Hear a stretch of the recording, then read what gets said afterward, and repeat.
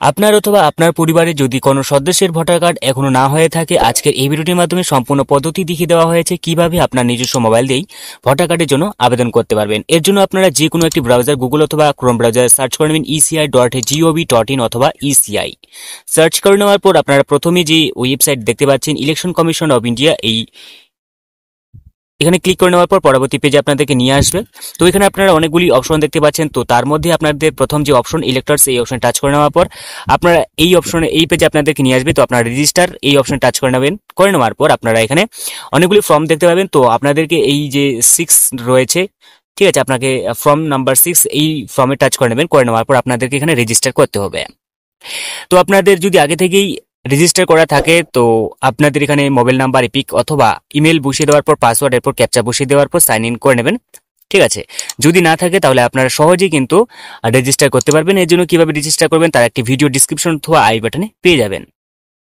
তো আমি এখানে আমার বসিয়ে দেওয়ার পর এখানে আমাকে ওটিপি আসবে, ওটিপি এখানে বসিয়ে দেবো। ওটিপি বসিয়ে দেওয়ার পর ভেরিফাই অ্যান্ড লগ ইন অপশনে টাচ করে নেব। ভেরিফাই অ্যান্ড লগ ইন অপশনে টাচ করে নেওয়ার পর পরবর্তী পেজে আমাকে নিয়ে আসবে। তো এখানে কিন্তু আমি সহজেই আমার ভোটার কার্ড এর জন্য আবেদন করতে পারবো, অথবা আপনার ভোটার সম্পর্কিত যাবতীয় যদি কোনো সমস্যা থাকে সহজে কিন্তু আপনি সমাধান করে নিতে পারবেন।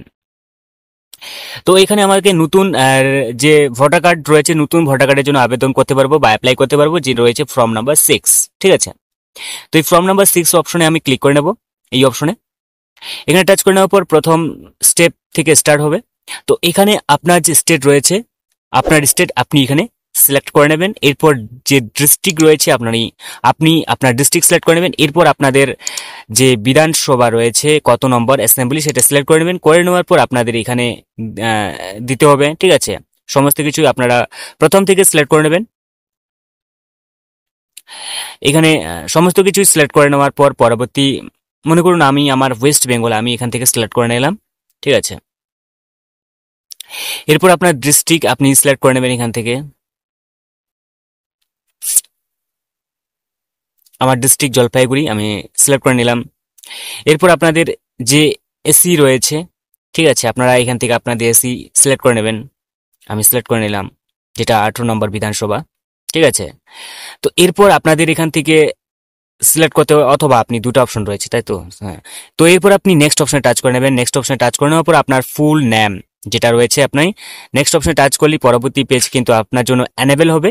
ঠিক আছে, তো এখানে আপনার ফুল নেম আপনি এখানে টাইপ করে নেবেন। এরপর এটা প্রথমটি আপনার ইংরেজিতে আসবে, তারপরটি বাংলা অটোমেটিক চলে আসবে, বা ভুল থাকলে আপনি বাংলা ভুলটিকে আপনি কারেকশন করে নেবেন এখানেই।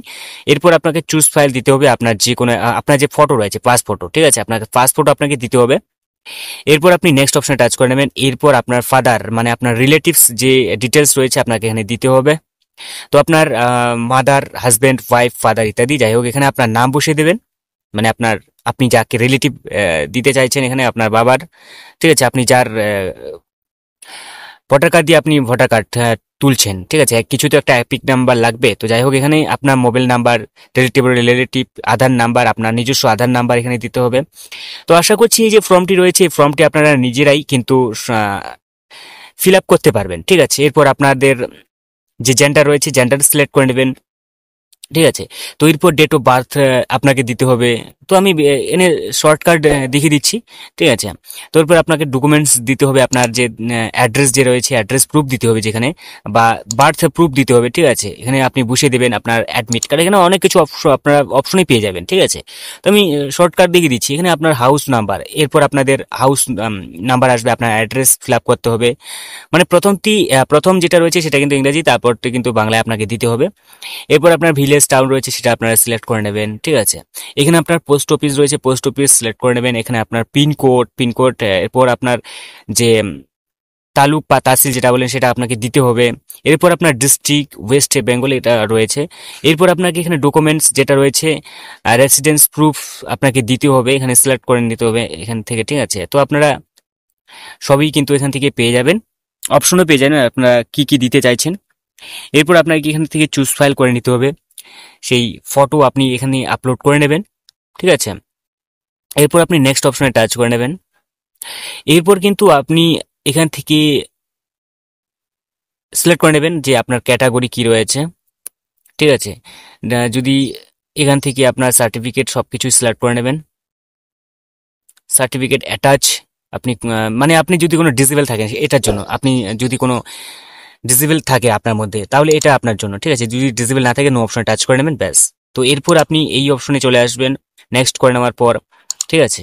তো এরপর আপনার নেম অফ ফ্যামিলি মেম্বার, মানে আপনার যে ফ্যামিলি নাম্বার রয়েছে তার ফ্যামিলি নাম্বারের নাম এখানে বসিয়ে দেবেন, ঠিক আছে। এরপর এখানে আপনার রিলেশন কি হবে সেটা আপনি সিলেক্ট করে নেবেন এবং তার এপিক নাম্বার আপনাকে দিতে হবে, ঠিক আছে। এখানে আপনি এপিক নাম্বার বসিয়ে দেওয়ার পর আপনি নেক্সট অপশনে টাচ করে নেবেন।